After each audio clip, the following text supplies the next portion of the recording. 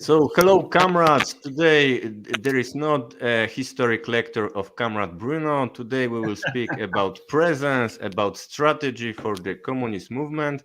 And firstly, there will be a question for the Comrade Max from the Communist Party of the Great Britain, Marxist-Leninist. Could you present your statement to the Brexit? I know that last time you spoke about this, but it is important for our discussion because today we will speak about the imperialism and anti-imperialism and the European Union. It is one of the fundament of the basis of the modern imperialism. So could you present why your party was to support Brexit? Okay, no pressure. So the decision to support Brexit, it goes back a long way. I mean, if you follow the communist movement, they have been against the European Union from the start, and many commentators try to, they tried to blame the Brexit result on right-wing ideas, on racism and other things like this. But we know very well that it was a working class vote, that the instincts of the working class in Britain were right. Fundamentally, it weakens imperialism. It's going to help towards the reunification of Ireland. It strengthens the position of Labour with respect to capital within the UK. It's good for the British working class. It makes it harder for Britain to play the role that it's played historically in the European Union as a proxy for the US, to help to manipulate and keep other countries within the EU under control. So this splitting divide of UK away from the European continent is also it also weakens US imperialism. And we can see that, we had Barack Obama coming over saying that Brexit was a mistake. We still have the imperialists from Europe, US, Britain. They are all pulling their hair out, thinking, "Oh my God, what's happened?" Still, 6 years later, they're pulling their hair out over this event, and they still want to undo it. And it's taught a very important lesson to the British working class. Since they voted for Brexit, and since then they've seen, so many things have changed. They've seen the Labour Party totally flop and reverse and attempt to betray the British working class and this decision. They've seen the mainstream media. Basically, the British working class have dug in their feet, and they've said, "Okay, we want Brexit." And because of this, as elites have systematically done everything in their power to reverse it, all they have done is to expose themselves in the eyes of the British working class. So faith in media has plummeted. Faith in the Labour Party has plummeted. It's led to strange reversal in the political landscape, where the Tory party are now adopting a more populist tone, and actually trying to fill some vacuum of talking to the workers in Britain, because the Labour Party will not do it anymore since Brexit. So yeah, maybe you can share your thoughts as well about. Okay, so last time when we spoke, you said that George Galloway, one time he made a conference together with Nigel Farage, who is the one of the most important person to organize Brexit. And in France, the leader of this movement for Frexit, his name is François Asselineau. And Bruno, who is here, also participated in one conference with François Asselineau. He is maybe not known in the outside the France, but he in every election he is a candidate for the election. He have a small party UPR, and also always he, I don't know, he have 1% or 2% of vote for him. So he have a movement. I don't know. Bruno, could you say something? What do you agree with this strategy of the CPGB-ML of Great Britain, and also in communists in France have to fight for the Frexit, or not? I'm very happy with what told Comrade Max, because I completely agree with him. Basically, apart from, as you know, we will talk about it, I'm personally member of the National Union of Communists in France, which is in favor of Frexit.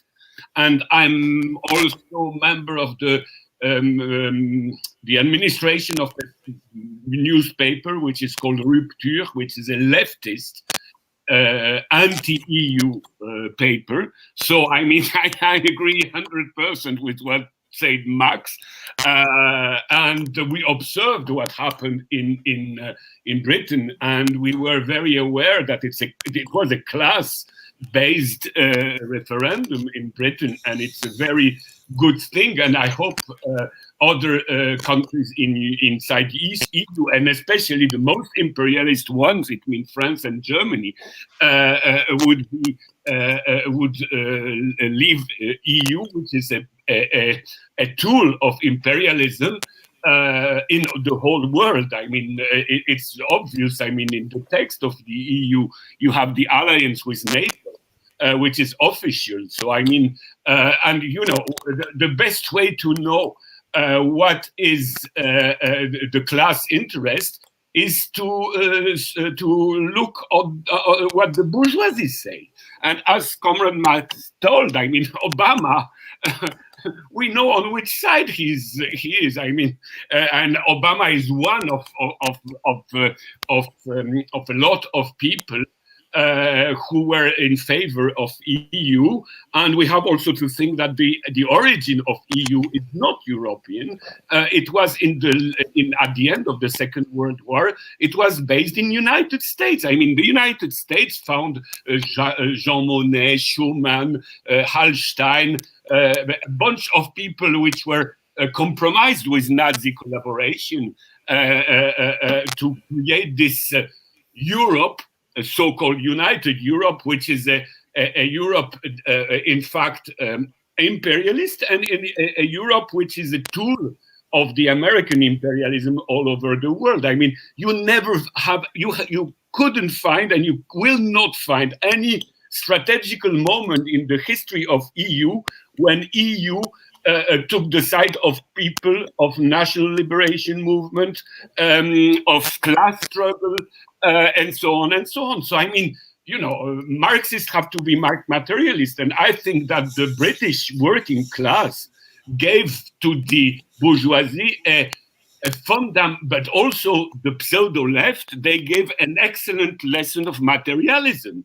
They reacted in a materialist way. I mean, what Marx called instinct, class instinct, it's pure materialism. The idealism was on the side of the labor and all the anti-Brexit movement, and we have to know what the working class are wanting. I mean, in France, of course, the situation is much worse on that aspect than in Britain, because in this sense that it's very difficult to convince people in a lot of let's say, middle class that you can be left-oriented and anti-EU. Actually, Asselineau, I don't agree with him on a lot of things. I agree with him on the idea of Frexit, but I don't agree with him with a lot of things. But the idea Asselineau had For me, impossible for class reason of Asselineau. But anyway, Asselineau is trying to rebuild the alliance of communists and Gaullists of the Second World War. When they fought, I mean, the right-wing Gaullists and of course left-wing communists were fighting against collaborators of the Nazi and the Vichy regime. And we know that the Vichy regime elite turned from pro-German to pro-American at the end of the Second World War. Because it was the interest of the big French bourgeoisie to have the protection of American imperialism, so the French colonialism could survive. And it did survive quite a long time later. And in fact, it survived up to now, because we have now in Guadeloupe, it's a French colony, which is officially France, but which is a French colony. We have a real national insurrection by the days we are talking about, because people there are fed up with the French colonial policy and the class egoism of the local bourgeoisie, which is linked with French colonial interests. And all that is mixed, is integrated. I mean, we have to understand EU is a very coherent project for the bourgeoisie and for imperialism. As told Attali, which was the counselor of all French presidents, from François Mitterrand up to Macron, so left or right, so-called left president, he told publicly in a meeting, we invented the Maastricht Treaty in such a way that the European Union cannot be reformed.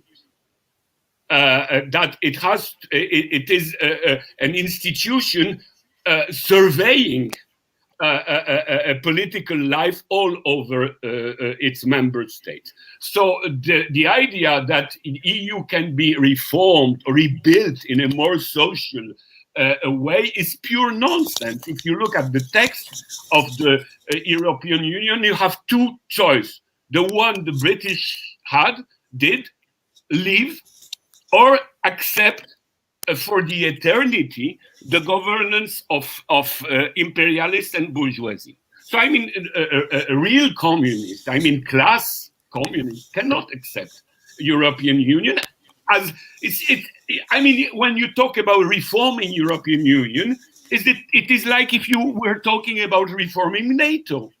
I mean, you cannot reform NATO or reforming the Third Reich. How can you reform Third Reich? It's impossible. You have to fight against it. So that's exactly the same thing with the European Union. Just and we have to think about it. One of the founder of the European Union was Hallstein, and Hallstein was the lawyer of Hitler on European question. And then he began to be the lawyer of the European Union. And for the Poles, it's very important to remember that Hallstein was also the founder of the so-called Hallstein ideology, which was planning to reconquer for Germany the lost land, so-called lost land, after the Second World War toward Poland. So he was a pure project of German. He was a pure man of the German imperialism and one of the builders of the European Union. So I mean, everything is clear. We have just to look at documents. The problem is that, as you know, all over the world, all over Europe, medias are not free, and they don't give the voice to alternative point of view. So in this situation, we can say that the Brexit was a miracle because I mean the British working class voted against the mainstream media's mainstream party, mainstream so-called left, and so on. So that's my reaction. So we can go on and discuss about that. Okay, so I would like to discuss because you said that working class in Britain vote with the materialistic way. materialistic analysis of the position of the working class of Britain. But in the other hand, we have the working class of the Eastern Europe, especially the working class of Poland, which interest me. But I think that it is common to all the countries like Bulgaria, Romania, and other countries which export the cheap labor to the European countries. Without this labor, we cannot imagine today the economy of the European Union. Without the truck drivers, without the construction workers, and many other migrant workers who came from this Eastern Europe. And now there is the question that the popularity of staying in European Union in Poland is the society, Polish society, it is one of the most favorable to stay in European Union. So the question is, if we know that the working class in Eastern Europe support staying in Eastern Europe, do you advise the communists in Poland to calling for Polexit or not calling for Polexit? I think that they will have to call for Polexit, but first they have to explain what is European Union, and they have to explain that to emigrate to a country where you will be in competition with worker to push down wages is not a proletarian answer to, it's not a progressive answer for the proletariat either of Britain, let's say, or Poland, let's say. The real solution is to have a development policy in Poland. It means, of course, to have socialism in Poland. But we have to begin with that. I mean, why do people emigrate from Poland, from Romania? Because the economy was destroyed there. And why it was destroyed? It was destroyed partly due to the fact that Poland is belonging to European Union. In fact, Poland was destroyed before joining European Union, because from the very beginning of the counter-revolution in Eastern Europe, they began to introduce European Union laws and so-called market and so on and so on. And that's the reason why 4 million Poles, and I don't know how many Romanians and Latvians and Lithuanians and Slovakians and so on, had to leave their country to have low-paid jobs in Western countries. I think that a rational Pole, for example, let's imagine a woman who finished, how do you say it in English, infirmière, nurse school, and who come to, let's say, Belgium to wash toilets in a bar. It's not a progress, it's a regression.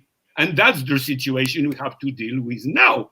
Of course, Poles staying in Poland think, and especially young people, because they are brainwashed, that when they will arrive in London, in Paris, in Brussels, or whatever they dream about, they will be in the middle class. That's pure nonsense. But they don't know that they will be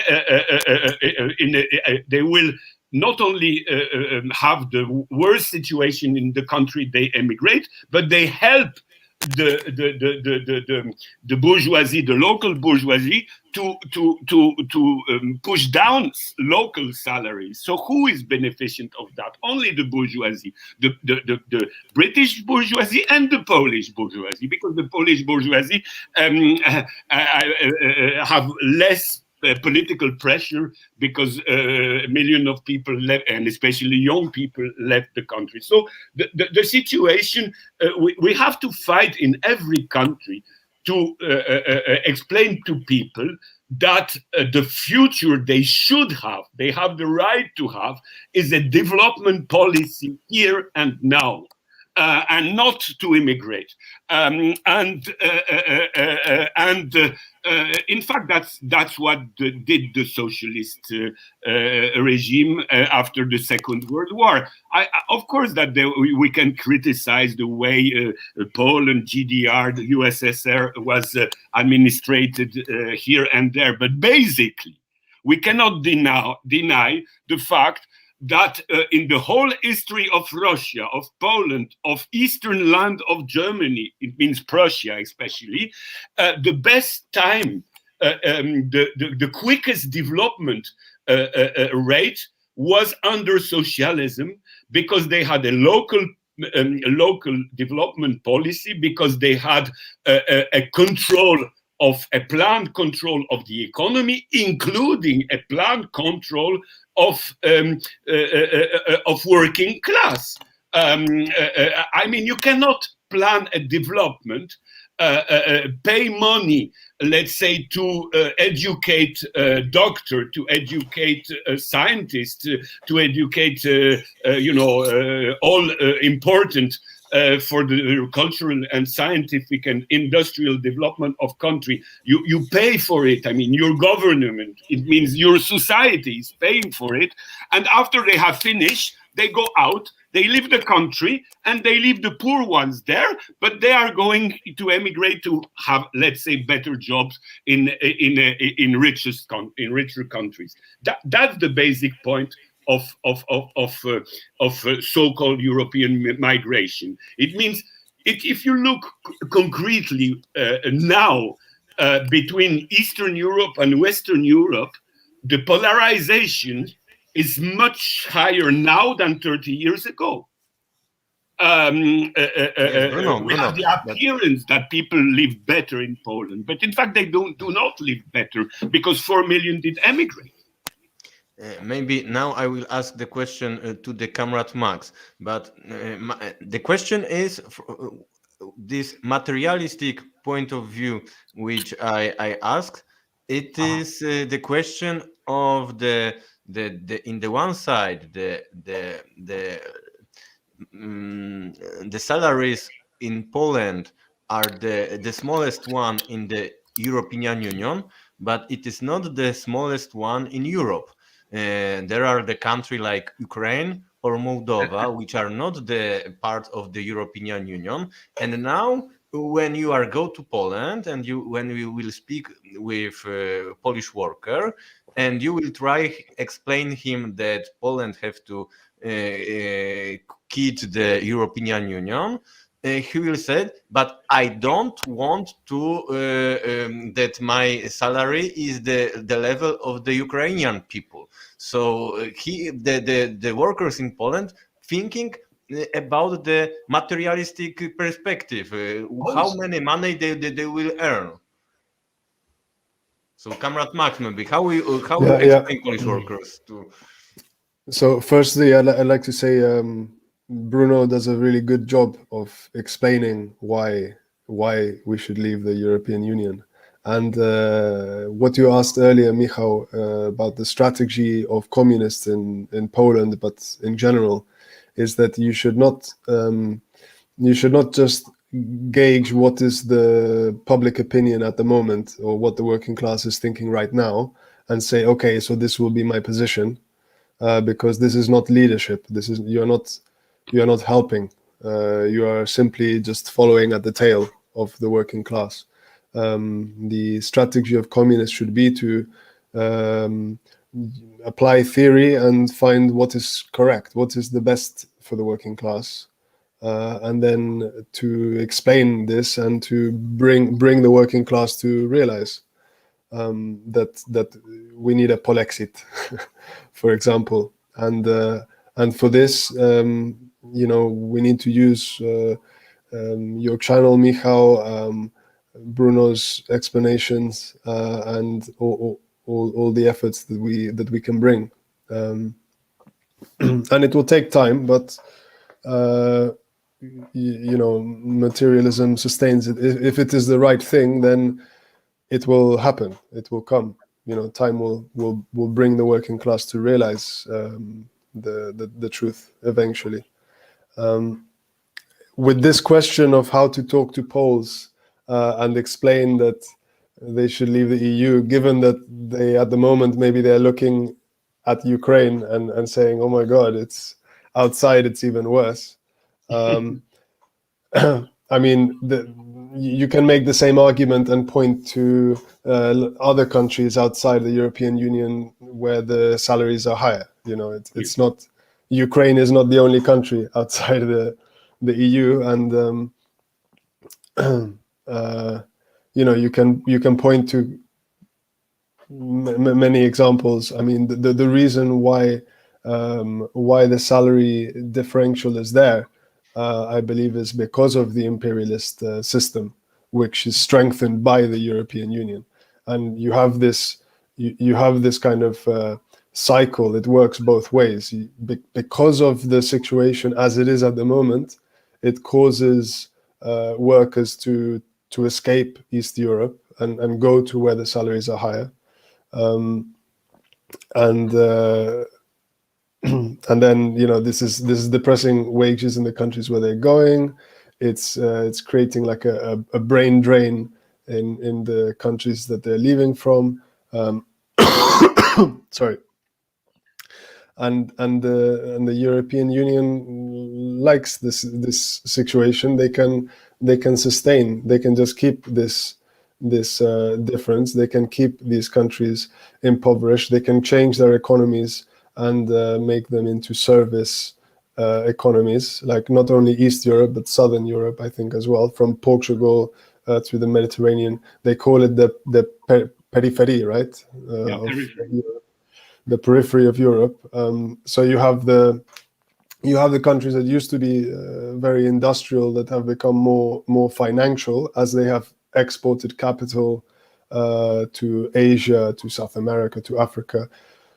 Not even in Europe, but they've exported capital outside of Europe, and they have become, you know, like France, like Britain. They have become financial economies.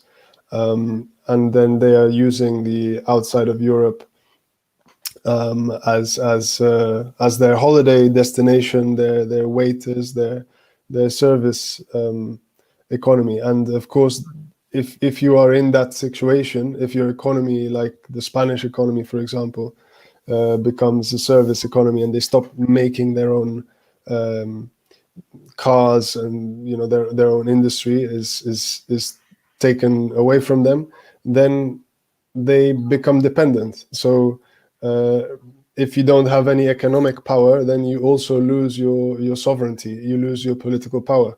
You become dependent on Germans to give you charity, let's say, to survive.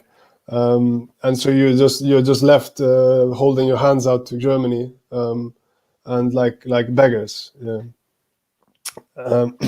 So it's escaping this whole system. You know, it's not one country exclusively or the other country. It's an entire comprehensive system that leads to this situation, and showing the Polish working class that they need to escape this. It's not about, you know, you're not going to have the salaries of Ukraine. You know, being outside the European Union is not why the salaries are like this in Ukraine. And maybe you know, you have a rich history since World War II in Poland. You have those. You have that. You can go to Gdansk and see that the shipyards and all this infrastructure there, which is just broke. Now it's like broken windows and collecting dust, and it's all in ruins. But it's giant. You know, I've been walking through there. You can walk for hours through all these places that used to be, you know, a great shipbuilding facility. And you know, and this is not so long ago. This is within living memory. You know, people. I don't know really the psychological phenomena of what's happened in Poland. For me, it's hard to understand that since the 1980s, I guess, and the Solidarność movement until now, the people that were, you know, in those rallies, the people that were following this at the time, they're, you know, the whole generation is still alive. They're still here. but they must have some very big cognitive dissonance. They must have, they must be in a kind of shock where it's very difficult for them to admit, perhaps that they were wrong, or that this was not the way, and that it led to the situation they're in now. And so perhaps it's, there's a lot of denial, and they need to, like, a whole generation of Poles has to overcome these issues before they can start to look and assess the situation objectively and understand that, look, what we had before, this was right. This was progress for our country. This was giving us pride and sovereignty. And since we've lost all of that, we have also lost our ability to plot an independent course for our country, to give a future to our children. Yes, I would like to say that I ask this question because my perspective, it is the perspective of the working class people in Poland, and it is things which interest me. How to speak with the working class in Poland. So I can say about my first job. This job was in Poland. I work in the small restauration. And I have impression that today in Poland, the movement who support Polexit, it is the party which the class base of this party, it is the small bourgeoisie. Small bourgeoisie, this is the people who have something, who have house, have a small business, and it is not people who are motivated to emigration, but they are against European Union because they can't compete with the big business from Europe. The working class, working people like me, this is the people who have nothing to lose. I don't have house, I don't have business. If this guy propose me 300 euros and the working in the slave conditions, working the Sunday, Saturday in the evening without paying something better, and in this situation when without respect for the workers, the mobbing all the time, he yell at you. There is the moment that no, I don't want to work to you. I don't to work to guys like the member of your class, because all these people in Poland, these proprietors of the small businesses, they have the attitude that you have to not respect your workers. There is all the ideology. In the last weeks, there is the guy, he's Apel Matczak. He is a lawyer, and he said that the Polish workers have to work 16 hours a day. So from my perspective, when I have to choose working in the slave condition or emigrate, I prefer emigrate and organize movement together with these guys. It is for me something very complicated.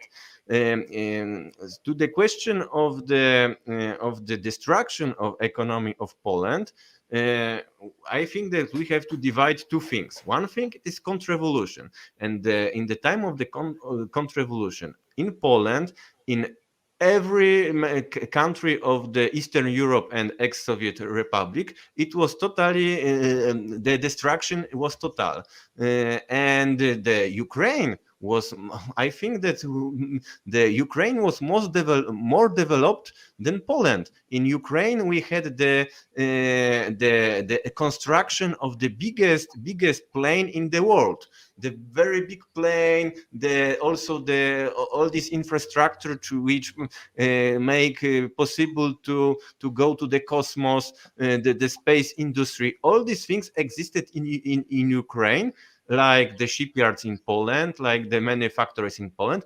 All these things were destroyed.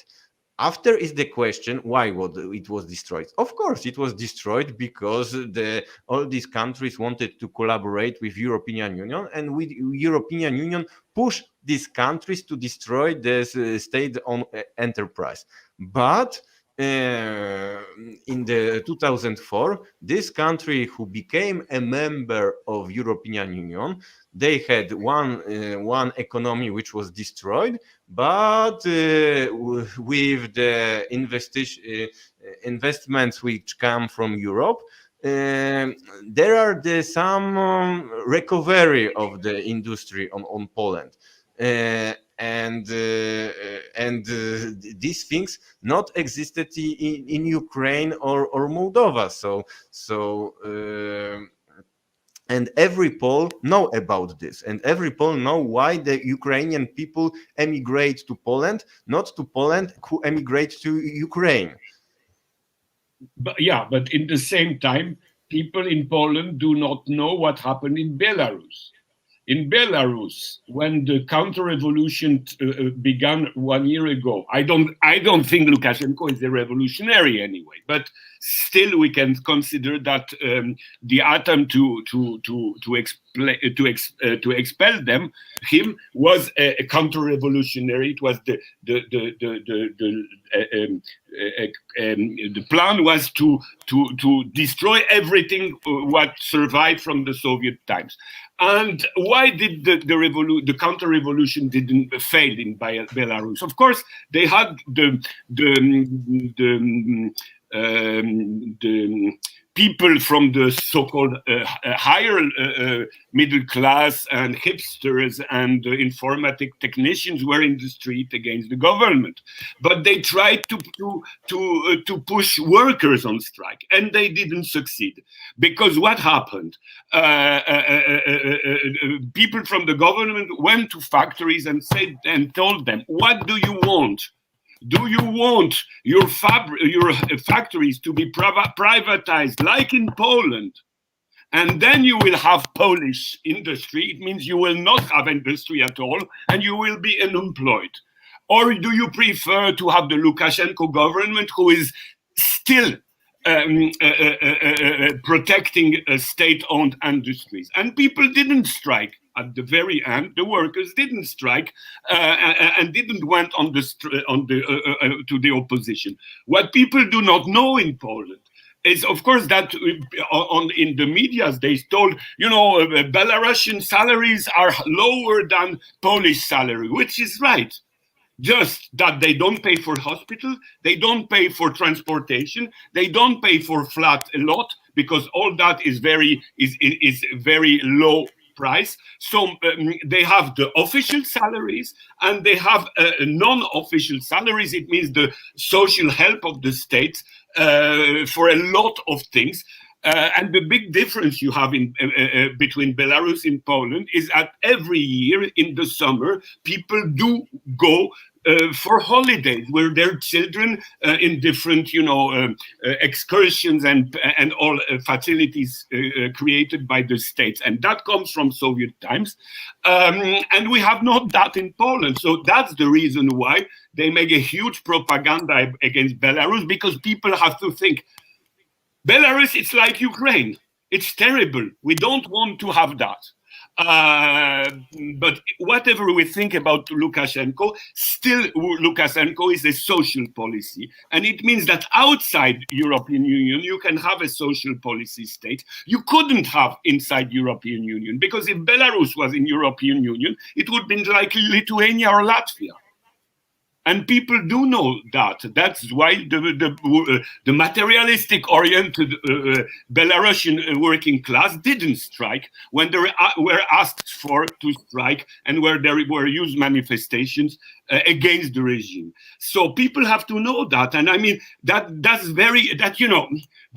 brainwashing of media is so important that people in Poland, they look what is happening, or what is theoretically happening in Germany, in England, in France, but they don't look what is happening 100 kilometers from their border on the other side in Belarus.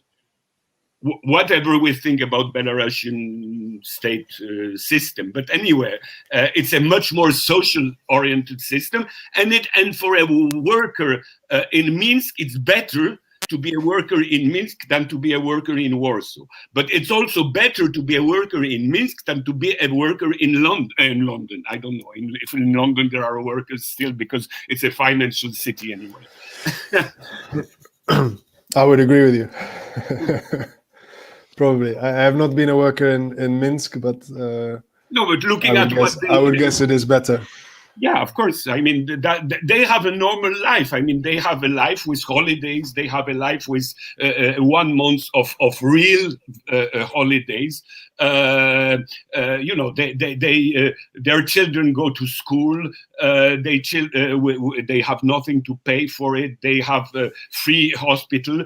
They have a better anti-COVID policy, because they have better results than other European countries, because they have still local clinics in every part of cities and villages which are serving the health.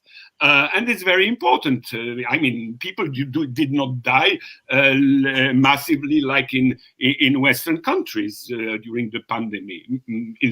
We can criticize some aspect of their policy against pandemic, but basically, it's not the ruin we had in United States during that times.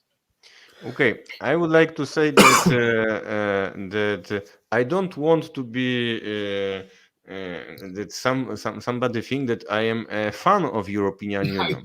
I only ask what is the strategy, what have to be my strategy today in 2021, and I think that in 2021, in the moment when the majority of the Polish working class don't want to leave European Union, I think that we Polish communists don't have to call for the Polexit. I can give one example. It is example from the last days.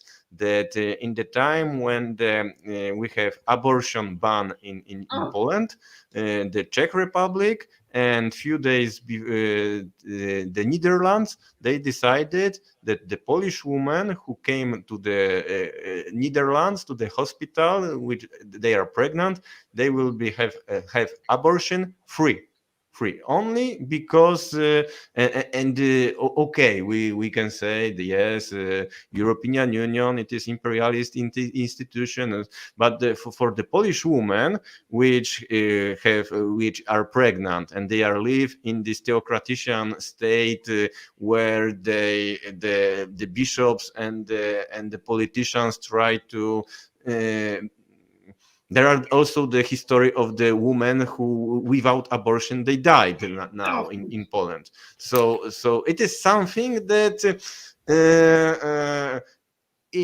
one thing, it is my theoretical analysis, European Union like one of the base of the global imperialist system. Second, it is strategy for now. Maybe this strategy will change soon because we have the fight between the Brussels and Polish government, and maybe when the Brussels will cut the money who came to Poland and Poland will starve, maybe the situation in the Polish working class towards European Union will be changed.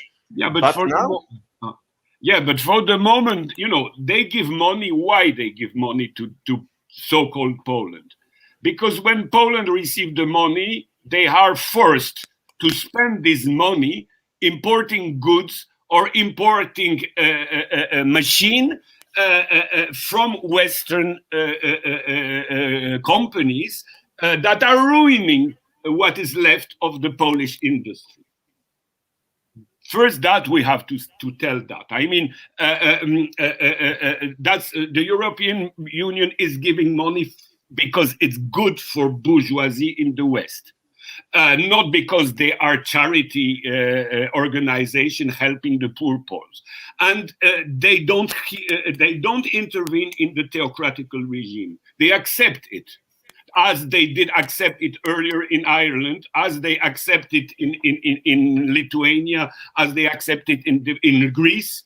They accept theocracy. They have nothing to. They just pretend they are against, but in fact, if the European laws were so powerful, they would impose them.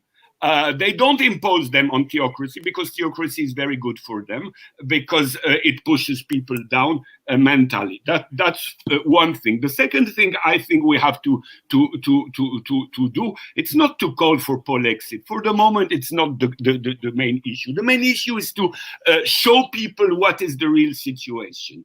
And the real situation is to show them how people who emigrated, Poles who are beggars in the Paris streets, make interview with them and send to Poland.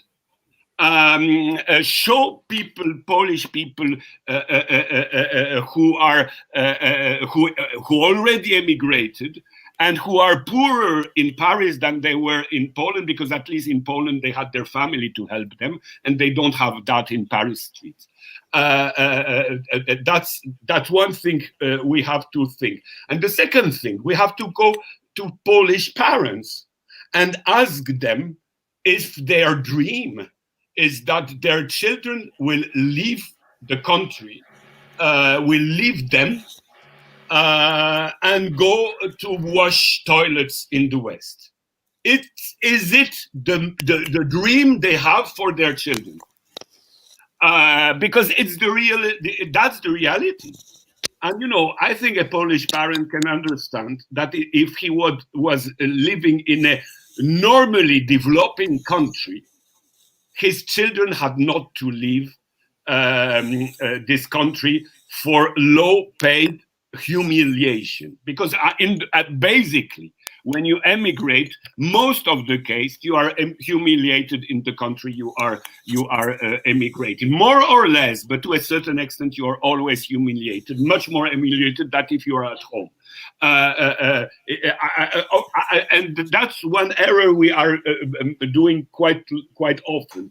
We are mixing the idea of circulation with the idea of migration. Free circulation is very good, but not free migration, because a planned economy has to plan also the workforce, because you cannot plan the economical development without planning the workforce. It's one thing. Of course, the workforce has the right to make tourism in a developed situation. Why not? To go to Greece or to Spain or wherever you want, why not? It's a very good thing. But when you have at home a good job, and you see the perspective that your life is going better and the life of your children will be better. And now Poles are able to understand that their life is going worse and worse, and the life for their children will be worse than the one they have. And their life is much worse than the life their parents had during the socialist time. That you can show them, and that's to reverse the logic of the bourgeois argumentation. I in every job which I made in my life, I was humiliated. It is one of the base of the capitalist system that the working people are humiliated. But if I can compare, I think that I was more humiliated in Poland, not in France. But you are not humiliated as a foreign immigrant in France? In Poland, my job in the Polish restaurants, it was like 10 times more than Gulag. I understand that, but I'm asking you, as a Pole in France, you don't feel humiliated? In France, all my job which I made, this is the job with the other immigrants people. Yeah, so, I know, but they will not humiliate you. The manager class in France, they are the hypocrite. Of course, I know what do they think about us, but the savoir vivre of the French managers is that I know that they don't respect me and my colleague from the work, but they are not shouting at us. They are not saying right. this. And in Poland, they are do this faster, faster, faster. One day job in the conditions like that, and I can become criminal after one day working for the Polish I agree, but small that's business owner, because he not only he wants to show that I am not only somebody who pay you. I am your boss. I am your slave owner, and you have to obey me in every moment. Maybe it is something with me. I don't know. Maybe he hates me because I was educated. Maybe he hates me because he know that I am communist. I don't know.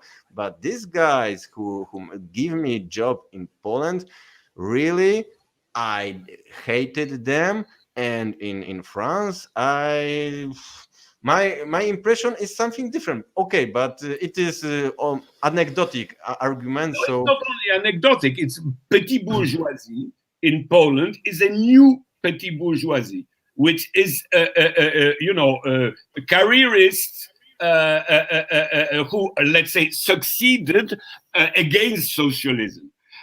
Quote, French bourgeoisie is an older French, like German, like English bourgeoisie. They are older bourgeoisie. They are much more educated how to manipulate people.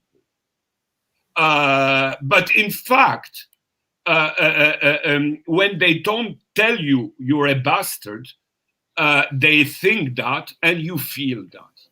And I think it's humiliating, even if they don't tell you, because they look at you as a lower race, basically. Even if you're a white man, they look you at they have the Untermenschen ideology in their head, because it's a colonial ideology. It's not a question of color of skin. It's a question, you are not coming from our developed colonial and civilized, so-called civilized countries. And we have to take that into account. And the fact that people in Poland are now beggars, beggars in Poland, but also beggars in the Western countries, have to be taken into account, because in fact Poles are in the same situation of beggars as people from Mali, from Algeria, from Turkey, and so on, coming to France and other Western countries. It's the imperialist logic, and of course it's very difficult to liberate to liberate from the imperialist ideology, especially that the regression we have in Poland and in Eastern Europe is a new feudal regression. We have to take into account that Eastern European countries were never really capitalistic. They were post-feudal under Western capitalism. And as soon as socialism disappeared, the post-feudal ideology came back. So that's why the Polish shopkeepers who is treating you as a bastard, he in his mentality, he feels that he is the old nobleman coming to his peasants, as it was before the Second World War. Of course, it's a situation completely different in Western Europe, because in Western Europe, we have 200 years of capitalism and of bourgeoisie. The old aristocracy, just, it's still existing, but not the same way as in Poland, where the nobility mentality, the noble culture is still alive. And if we have to criticize real socialism, it is that they didn't manage to destroy it entirely. This pre-capitalist culture of Eastern Europe.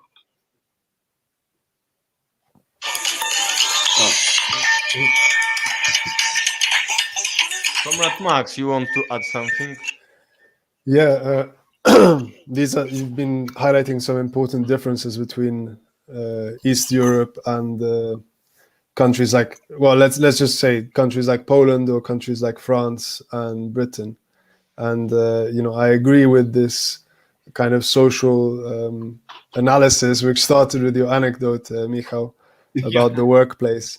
I mean, to me, it makes sense. Countries like Britain and France, they have had vast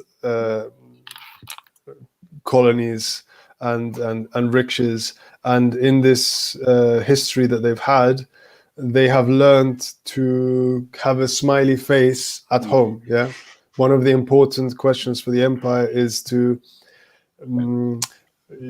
be nice to your workers at home, give them a bit more breadcrumbs, smile, encourage them, you know, because you don't want to have problems at home whilst you are focusing on on the super exploitation abroad. Yeah, so yeah, if you talk to workers in French colonies, then Michał, they probably don't have the nice experience that you are having in France. Yeah, then it's worse than in Poland.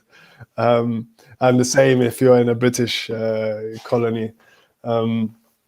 Whereas, you know, in Britain, like in France, I would say that the conditions are better. You know, I would much rather be a worker in Britain than in Poland. Yeah, that's right. And you know, also there's, you know, in those countries, they've had all this social democracy. Their bourgeoisie has gotten used to these ideas that there's, you know, that there's a conservative wing, there's a social democratic wing, these moral ideas about workers, you know, workers being humans too. This is like deep inside those cultures, but in Poland, it was good after World War II, after the People's Revolution. But like you said, Michał, we are now in the counter-revolution time. We're now in the depth of the counter-revolution, and the very people that have taken power in Poland are the ones that you are talking about, with this really backwards mentality, almost like bringing back the old Polish nobility. So there's the fact that there was no social democracy here. They are not like these colonial empires like Britain and France. It's this backward mentality. It's the people have been the people with this mentality. The way they see it, I guess, is that they have been suppressed after World War II by the people. You know, they had to run away to London, you know, to have this secretive government in London for this whole time, and now finally they are back, and they come back with a vengeance, you know, and they come back with a vengeance and a hatred of the working class, and so they're happy to sell out their country to the new Third Reich, if you like, and. So, you know, it makes sense that working here you get treated extra bad right now. I wanted to talk about something that you said earlier, Michał, about the petty bourgeoisie, and how, you know, because I think it's an important question of who are the class allies of the working class. We know, you know, everyone who's looked at the Russian Revolution knows famously about the question of the peasantry. They were the majority at the time, but they were a dying class. They were not a growing class. They were a dying class. So they could not be the leaders of the revolution. It had to be the proletariat leading. But that was that made all the difference. They had to be the class ally, and the Bolsheviks had to find a way to unite the workers and the peasantry in Russia. In countries like in Britain now, for example, in Britain there's not been a peasantry for a long time. We have rural workers, if you like, but we don't have peasantry. But this class, the petty bourgeois class, it still exists. You have all the small, medium businesses, the shopkeepers, and the people with their, you know, they're still to some extent some people with their small plots of land that they use for something or other. And these people, they like you said, Michał, they tend to be difficult for us to work with because they tend to have quite reactionary views. Mm-hmm. They are they tend to side with the conservative class. But I would say that there's a big division now happening. The division over the Brexit question, or if you look in the US, the Trump or the Republican versus Democrat, these divides which are happening everywhere now in the ruling class between what people call the globalists and the nationalists, for example. If we can just give it names, this divide is, I think, important because it's revealing, it's separating the EU brigade. It's separating the real imperialists from that petty bourgeois, from the people whose interests are different, who don't want to be in the EU, for example, like the maybe the fishing industries, the farmers, and different sectors who are losing from competition with European companies. And I would say that in this split, as communists, as workers, if we have to pick a side, which side do we pick? I think that the natural ally for us is not the imperialist. It is the petty bourgeois. I think that the petty bourgeoisie, a bit like the peasantry was an ally in the past, I think we need to find a way to be able to join forces with that sector. And examples of this you mentioned earlier, Bruno, the communists and the Gaulites in France after the war. There was also in Russia they call it the Red-Brown Alliance. Yeah, after the 90s fiasco, what happened? The communists and that bourgeoisie that had national interest, that didn't want to sell out what was left of Russia, they joined forces to try to stabilize the situation and keep the Western imperialism out of Russia. And so these alliances, they happen historically when they need to, and perhaps over questions like Brexit and Frexit and Polexit and other, it's maybe it's just continuing these classes, the working class, and I'm not sure what name to give it. These national bourgeoisie, petty bourgeoisie elements, perhaps joining forces with them against imperialism is a way forward in different countries. Yes, we have a good example. In 1937 in China, we had the Kuomintang, which were criminals. They were terrible criminals who killed and burned a lot of communists. But still, the Communist Party imposed to the Kuomintang the alliance against the worst enemy, which was the Japanese imperialism. They could have the courage, because, humanistically speaking, it's a real courage to make a deal with a criminal that killed all your friends, comrades, wives, children, and so on, against the worst enemy, which is the Japanese imperialism. And this led, at the very end, China toward revolution.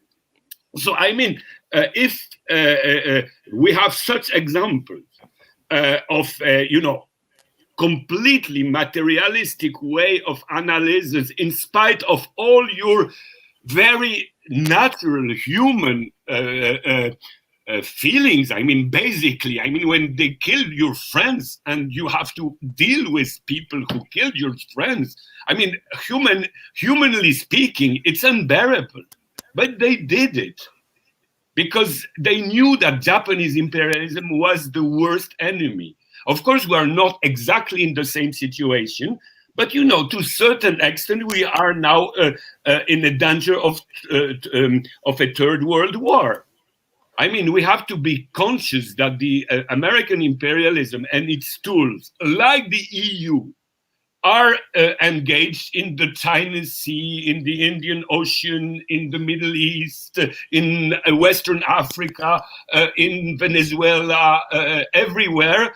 They are pushing toward wars because capitalism cannot survive now without war and without the military complex, military industrial complex. So we are in a situation which is not so different as it was before the First World War and the Second World War. And European Union is the tool for wars. I mean, people have to be conscious in Poland, in France, in England, and everywhere that we are in a very, very, very difficult situation. And this situation can lead to war. And war I mean, then the situation will not be if your shopkeeper is a better man or a worse man, or he's a good guy or he's not a good guy. I mean, if there will be war, there will be war. And it's much worse. So we have to take that into account. And that's one of the problems of the left broadly, and especially the communists, that we are sometimes forgetting that capitalism means imperialism, and imperialism means war. And if we look back to the last 40 years, we see that every time the number of wars is growing all over the world. We have more and more wars. And now we have a situation which is leading toward wars, and we have to understand that EU is one of the tools of warmongers. I like your comparison to the Kuomintang because I wanted to say something about the origin of the Polish bourgeoisie. I think that this backwardness bourgeoisie who thinks about the feudal times, it is the big bourgeoisie. But the small bourgeoisie in Poland, and not only in Poland, but in all these Eastern countries like Ukraine or Russia, we have to remember that in 1990s we have the mafia-style capitalism, the privatization, and that the Proudhon he wrote the property is stolen or something like this. And in Poland and in all this ancient socialist bloc, it is true that there was the public property, which there are the mafia who stole this in the time of the privatization, and it was very cruel. It was a lot of people who died in this time, and after these gangsters, they became the bourgeoisie. So they wanted to be now the respectful member of the society, but this history of that they were member of the mafia, they practice now in the working place. So it is something. I can give my one anecdote about my brother, who was he know how to play piano, and when he was a student, he make a lesson of piano. And one time he made a lesson of piano for very, very rich guy who lived in the suburbs of Warsaw, in the very big building with piscine, with swimming pool and stuff like this.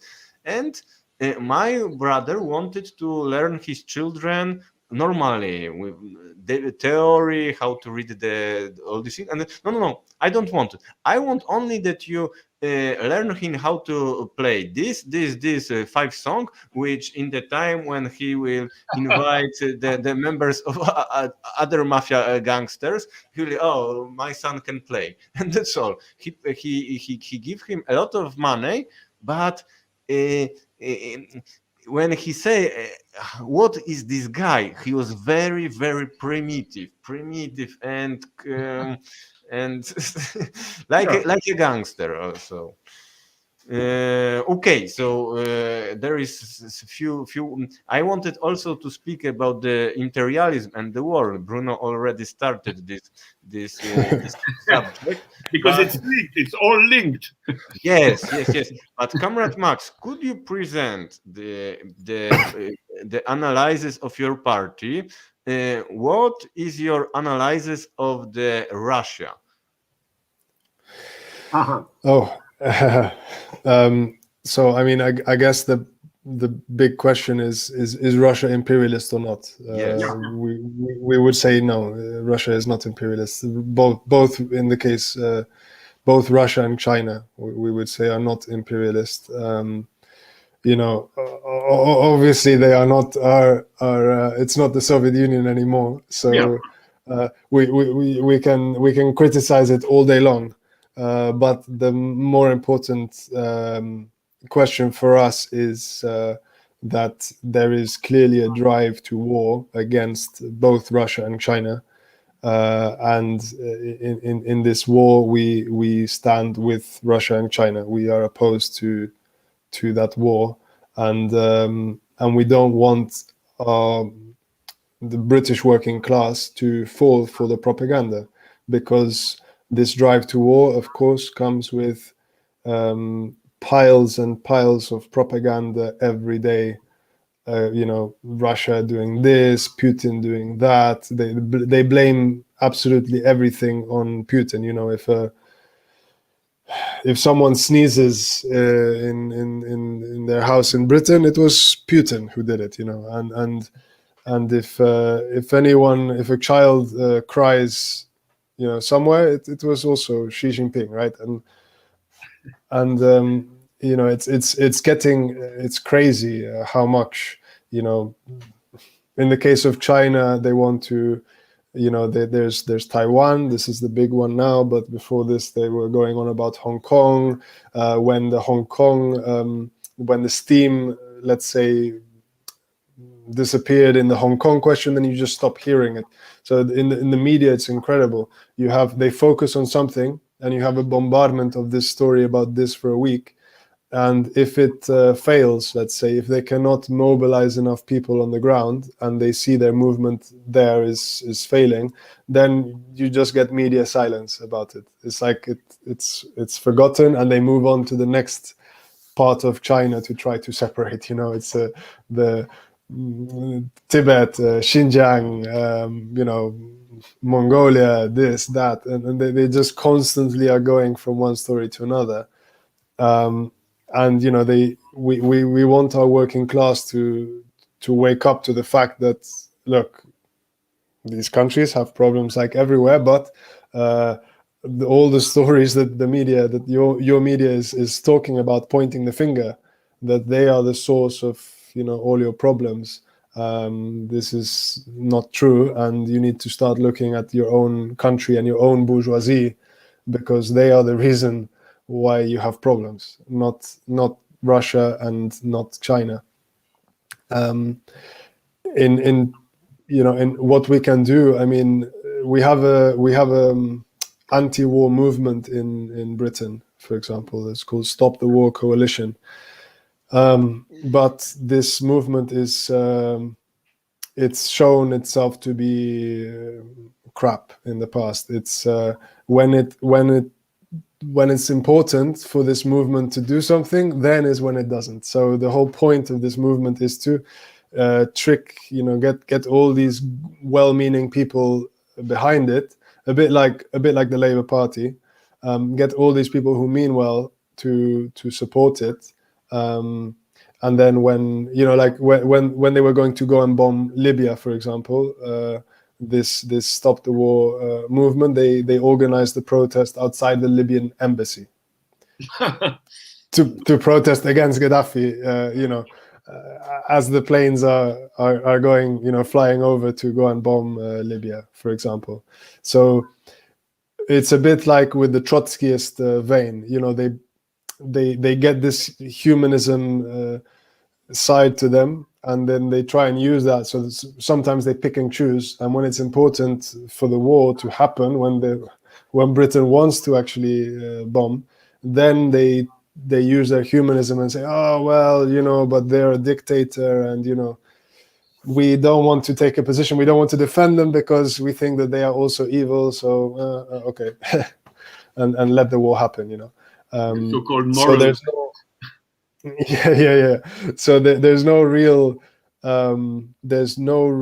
let's say organization against war. So if there is going to be resistance, it will have to be from trade unions, from grassroots, from workers themselves. Now, even the trade unions are a problem. I can't speak for France. I know you have the CGT, and But it's, you we have like are this. divided in CGT between the left wing and the right wing. Okay, so maybe you can talk about that. Still we fight. In Britain, the trade unions, historically, the big problem has been the Labour Party, because they founded the Labour Party more than 100 years ago, and it was like the political umbrella for the working class and for the trade unions. And of course, the role of the Labour Party has been constant betrayal, always, when it matters. So they fight for tokenistic things, for symbolic things. Okay, 1% rise. Okay, let's keep up with inflation here and there. It's basically to release steam to prevent the workers from going further. That's the point. And but since Brexit, one of the nice things that's happened now that the Labour Party has completely revealed itself as as anti-working class, as a party that hates the working class. Now it's leading to, it's making it difficult for the trade unions to keep justifying why they are giving them money from all their members' subs to the Labour Party, because large portions of members of trade unions are now starting to get angry about this. Like, why are we affiliated to the bloody Labour Party? So there's already started a process of unions breaking the affiliation with the Labour Party, and this is something that we welcome very much. The Bakers Union, the RMT, still most unions, unfortunately, I think, are still affiliated with Labour, and they're still giving them money, but it's becoming less popular, and a lot of these trade unionists are coming out and speaking against the Labour Party and saying, this needs to stop, this illusion. And this is a very important break in the country, because all those workers and those unions should replace this with something. They need some political organ that can unite the trade unions and give them a common direction. The classic struggle of trade unions, it used to be for socialism. Workers used to understand that you're not only fighting to increase your salary a little bit this year. If you only fight for this, then 10 years from now you're going to be in a much worse situation. This needs to be combined with the struggle for socialism, which is the only way to protect your interests in the long run. And this has been, it seems, greatly forgotten. The trade unions, their leadership is, I don't want to say corrupt, but I guess morally corrupt, like completely, in terms of the vision, in terms of actually caring about the working class as a class. It's totally bankrupt. So there's a question.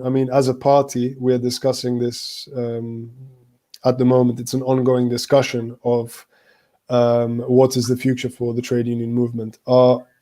Will new trade unions have to emerge spontaneously as workers just pull away membership and give up with the ones that exist right now, and then start to organize again? Or would it be possible to, from within, to reform and change the trade unions? We need to see what happens. I don't know the answer to this question, but in the coming situation, this war against Russia and China, you know, as things get more difficult, reasons for workers to strike are increasing. You know, the coming energy crisis, the economic crisis that is coming, inflation, you know, all the prices going up, the at least in London where I was living, the property, the rental prices are becoming, you know, unsustainable, as they are in other countries as well. I've read that in Spain, with these last few years, American property developers are coming in all over Europe and buying masses of property, and it's causing property prices to go up in Madrid, in Barcelona. I'm renting in Warsaw right now, and I was shocked at the prices of renting in Warsaw. How expensive it is here. I mean, it's not as bad as London, but the salaries in London are 4 times higher. So you would expect the rent here to be 4 times less, but it's not. It's you know, it's maybe half. So relatively, it's like twice as much if you compare with the salary here. So okay, you have much more home ownership here because of the situation in the 90s, and everyone like raced to try and get a home, I guess. So it's more distributed here than in London. But still, if you don't own a home here, I mean, you are you are screwed. You cannot afford to rent with a normal salary in Warsaw. So yeah, these situations are leading to, you know, are giving workers reason to, is making life intolerable for many people. And more than ever, I think there's missing this political direction, some party. We need to have a party that can harness that, and explain to workers, you know. And in the case of Russia and China and this drive to war, the sooner we can have it, some party in place, the better. So when the shit does hit the fan, then, you know, we should have something already, some structures, a name, a place that workers can look to for leadership. And the way in the time being, how to prepare this, it should be the basic everyday questions, you know. We were discussing this earlier. In Poland, for example, you're not going to build a party by going on the street and shouting to people, hey, we need Polexit, we need Polexit. No, Forget the other problems. Hey, it's all about Polexit, because this is not the main question here now, you know. I guess that you need to find out what are the big questions that are concerning the class. You know, it might be the abortion situation. It might be labor laws. You know, I've seen that there've been strikes here. The doctors have been striking. People are, you know, what is really making people unhappy? You know, is it working conditions? Is it salaries? Is it inflation? Rent? And you know, these are the questions that appeal to normal people who are not you know, working class is not thinking about Polexit, and they're probably not even thinking about war against Russia and China. Probably they're thinking about Putin when they go to sleep at night, yeah. But but you know, this is like the boogeyman. maybe you can tell. Maybe people would like to know that Putin is not what they should be afraid of. That don't worry, you can sleep at night. He's not going to come and. But yeah, so the slow you know, painstaking work of organizing and building party, I think is what we should be doing in expectation of this war which is looming, you know, which they're driving towards. Yeah. Yeah. Yeah, I will have to leave. So I don't know if you have one question, and I have to leave now. You can comment what Comrade Max I said. have not to comment. I agree entirely.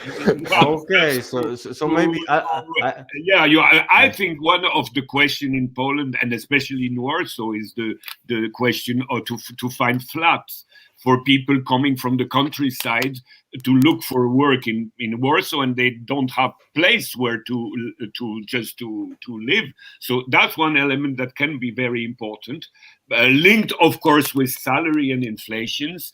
And this can be linked with theocracy, because theocracy is dividing people around other lines, and it's just a tool to divide people between theocratical one and non-theocratical one, and it's much more important for them to unite.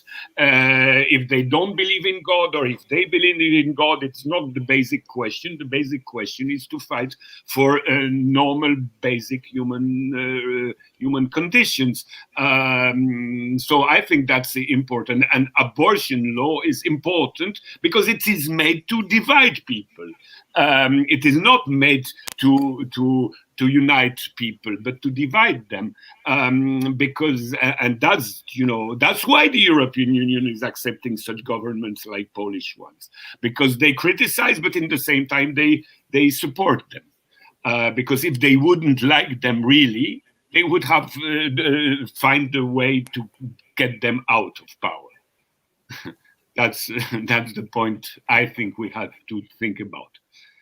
Okay, Bruno. So I have to thank leave you for now. yes. And, So it was a very good conversation, and I hope we will meet again virtually, but maybe someday we will meet more in a more physical way, and have the occasion to talk about publicly, but in let's say a coffee shop or something like that. It would be much better. But let's hope. That would be nice. I hope so. Bye-bye. okay. So hi, Bruno. I would like add to the things which you said that from the practical level, how to fight against war. I think that we have to concentrate it because we are weak. Of course, CPGB-ML, it's not weak like Polish communist movement, but relatively also is not a very powerful organization. So because we are weak, one of the most important level of the struggle is the theoretical and the informational level. And in the Poland, we have the repressions against the journalists who collaborated with RT, who collaborated with Sputnik. For example, 2 weeks ago, two journalists from the RT France were arrested in Polish-Belarusian border. And there was a lot of repressions towards, for example, Leonid Sviridov. He is journalist who he is the director of the Sputnik Poland, and he lived in Poland more than 15 years, and in 2015 he was expelled from Poland with a ban to came to Poland and to Schengen zone to five years. And a few months ago they prolonged this, so he can came back to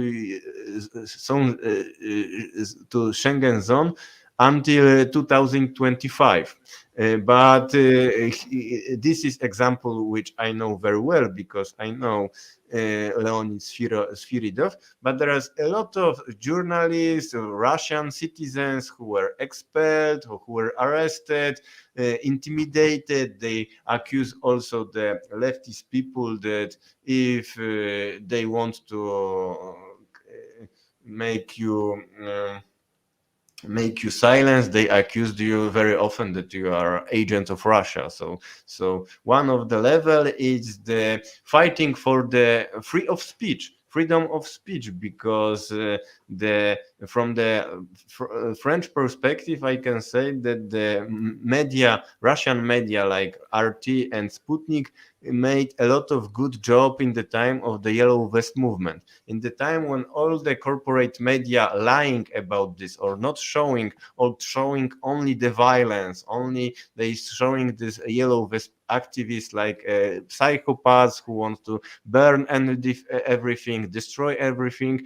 In RT, they were invited to speak, and the conversation with the activists of Yellow Wave movement was not that they were attacked and all the time they were the conversation was stopped by the journalists who attacked, changed the subject. No, it was the normal discussion when the activists of Yellow Wave movements can explain in normal condition why they are protesting.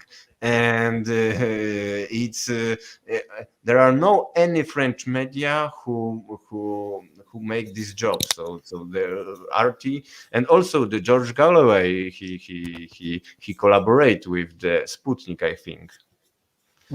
Yeah. Yeah, no, RT do a fantastic job everywhere.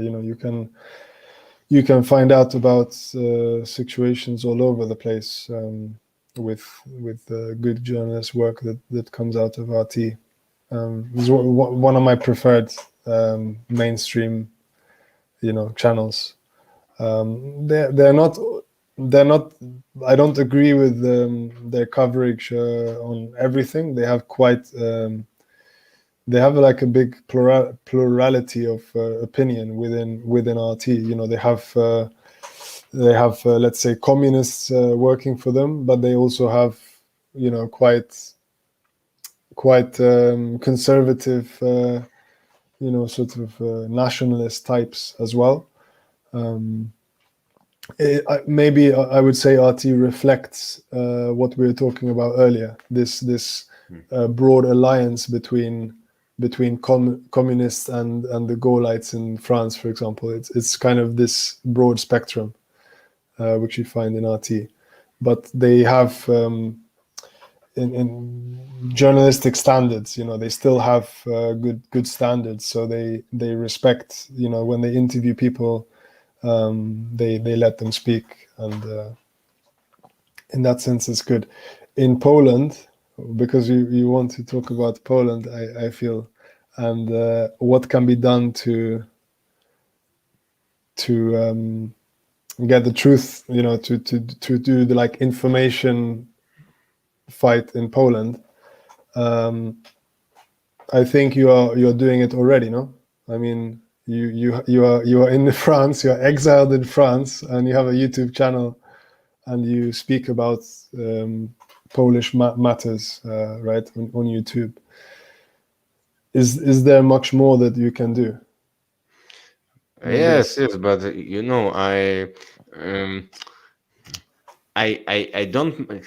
don't do the journalist job. For example, there are a lot of interesting things which are now taking place in Poland.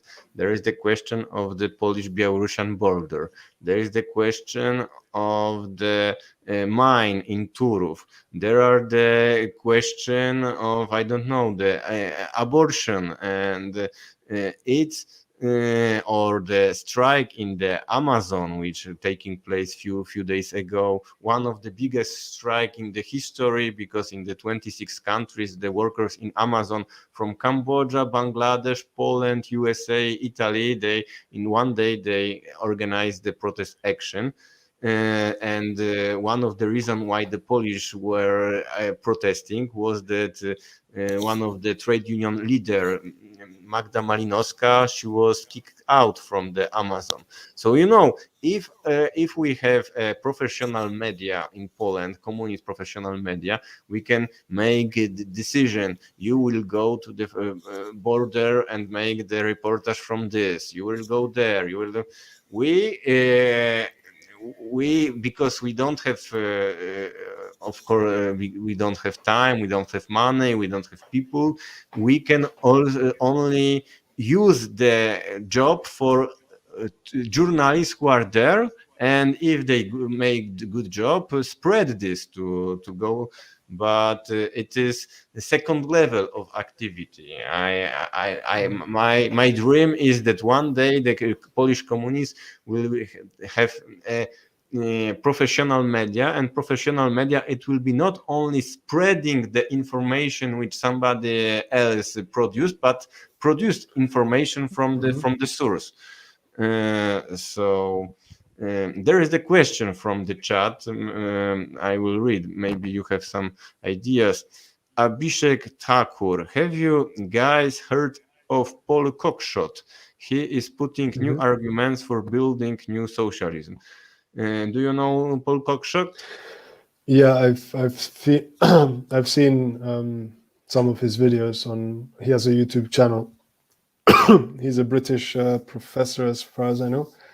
I don't know what party. I don't know if he's with any party.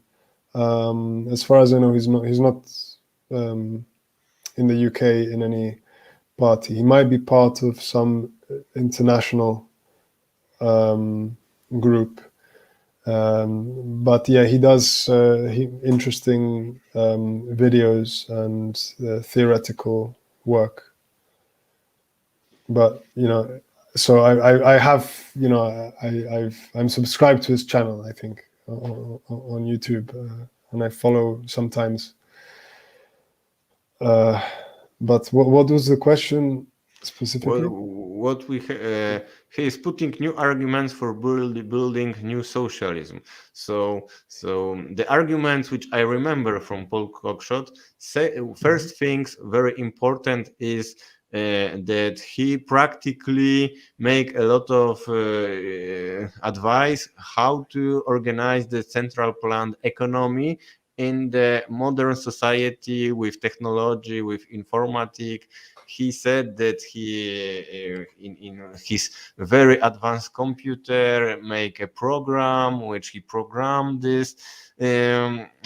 I have problem with listening of Paul Cockshott, not because I am not agree with him, but because he is a little boring guy, and he said very, very slowly, and it provoke me sleep. so but it is my personal suggestions that I hope that one day I will make interview with him. I will invite him here. And second thing which he speak, it's a question of the remuneration for the labor. So we have in the history of the socialist thought, we have the idea that if you work, you will have money. So in Soviet Union, we have money for our work. We have the idea that everything which you need, you will have without money. And he wants to introduce the money of labor. So every hour which you worked, it is the money which is named the hour of working. So of course it is good idea, but after when I think about this, it is the question how we it is the question of details. We have a job, for example, this surgeon who work I don't know 2 hours, and we have a work my work I work 8 hours. So if the job of surgeon and the worker is the same hour, or his hour is 4 times better paid, and because we have different job in the societies, how to organize it. So but his idea, listening him, it's very very very interesting. I like people who talk about future, because most of the conversation in the Marxist circles is about past. Trotsky, Stalin, Soviet Union, China, Khrushchev, Mao Zedong. Yeah. All the time they're speaking about past. There are not. To me, it's both are a problem. focusing only on the past and only on the future, both are wrong. Yeah. So, it's a saying that who was it, Marx or Engels, who said that humans, we only set ourselves such problems that we can solve. Yeah. So we will not have a revolution like the Russian Revolution and the planned economy until it is possible for us to actually, until we have the technology and the know-how to actually make a planned economy function. Paul's theoretical speculation about the future and what socialism might look like and how we might plan the economy, how we might pay with labor tokens and so on.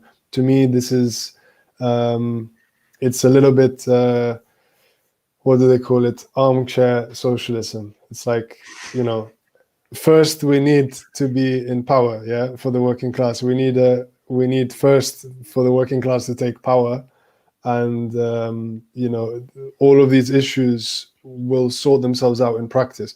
We know already, because we were able to do it almost 100 years ago. We know that we have the technology and the means to have a planned economy based on abundance.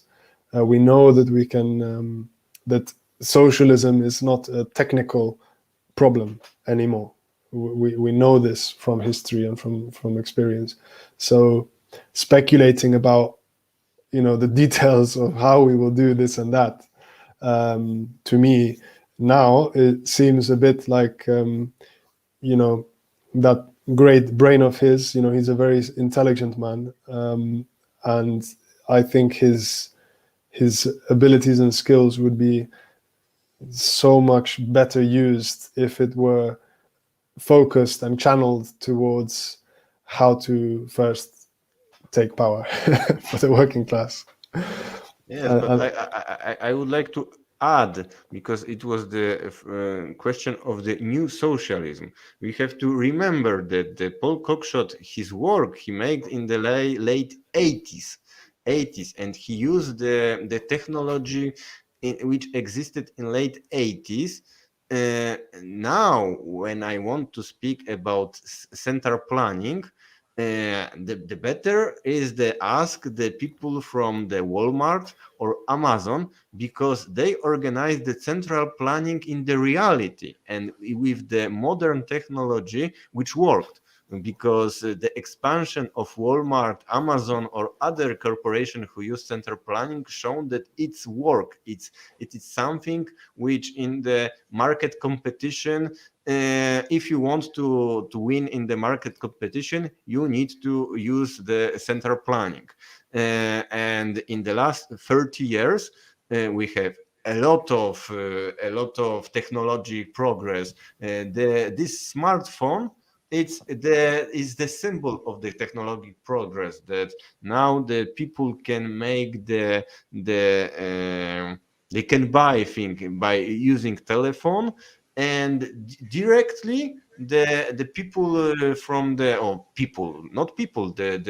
program, informatic program, he know how many people want something to shift production to these things or other things. And so always the question where somebody say, I want to build something new socialism, it's good, but after 30 years it's already obsolete in this example.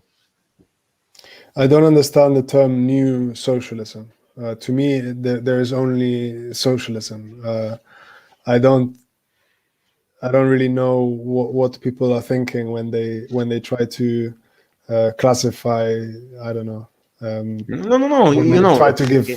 In 1980s, if you are Marxist in 1980s, in the time of Gorbachev, and it was not something that impressed you. It was the time when the communist parties in many countries were in crisis or dissolution. So I understand that in this time somebody wanted to socialism, but not like Gorbachev. But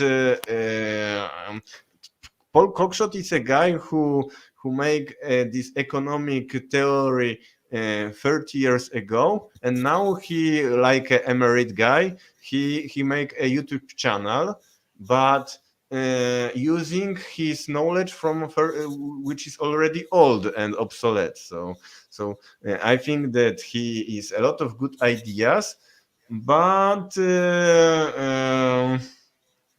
and of course we need guys like this, because for example in Poland this is very popular, this Austrian school of economics, Hayek, Mises, guys like this. And one of these the most important argument anti-communist is that the central plan economic is always catastrophe.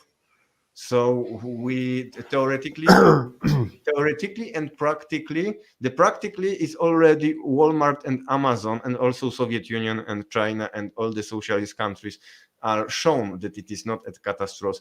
It is the way for the economic success, but also in the theoretical way explaining and fighting, because one of things which he do, it is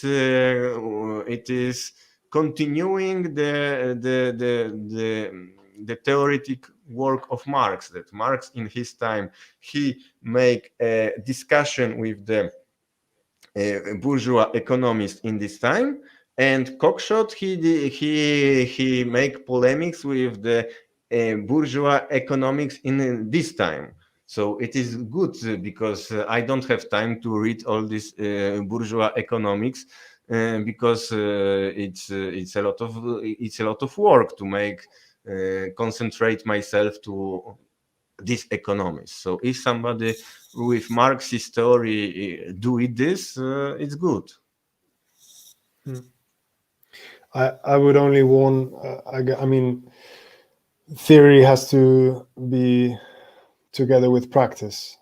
If we have theory and we don't engage in practice, then we run the risk of the theory just going down a blind alley. You have no way to check if theory is correct. You have to always apply it and check in the real world, does it work or not. If you just, it's the classic armchair socialist problem.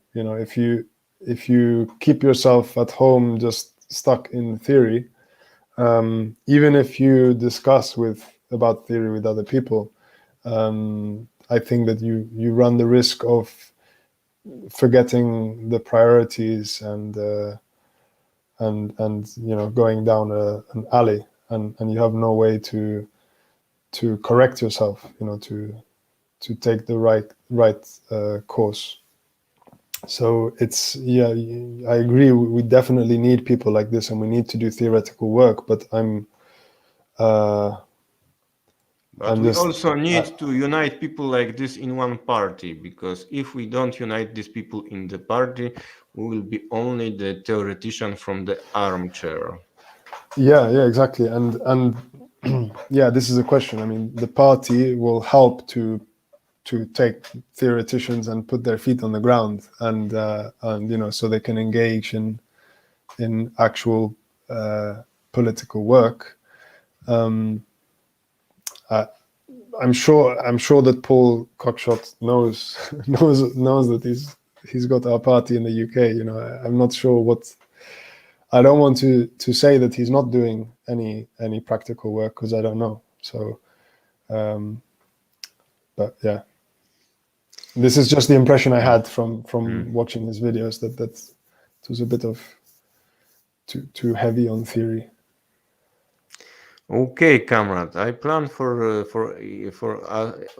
today the other subjects. I wanted also to speak about China and also about the third world countries, but because most of our discussion was about European Union, it's a good occasion to continue our discussion with Bruno, maybe in the future.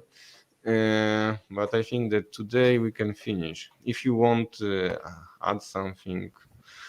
No, sure. We had a bit of a Eurocentric talk today, isn't it? Yeah, that was it was very nice to meet Bruno, and I hope that we can, like you say, we can discuss about outside of Europe with Bruno soon. I hope. Okay.